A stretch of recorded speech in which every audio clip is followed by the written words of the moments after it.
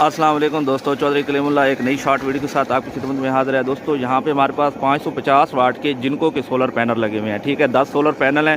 ठीक हो गया। और ये कच्चे का सारा इलाका है, आप यहाँ पे देख सकते हैं। ठीक हो गया। तो वहाँ 7 दरिया जेलम है। और ये जो हमारी डिलीवरी है आप देख रहे हैं, ये तकरीबन 4 की डिलीवरी है और 7 की मोटर है। और 65 फुट पे हमारा जो बोर हुआ है, लेकिन हमारा जो यहाँ पे वाटर लेवल है वो 10 से 12 फुट पे है। और यहाँ पे हमने जो इसके साथ इन्वर्टर यूज़ किया हुआ है वो INVT का है, 7.5 किलोवाट से लेकर 11 किलोवाट तक। ठीक है, ये मैं आपको यहाँ पे दिखा भी देता हूँ।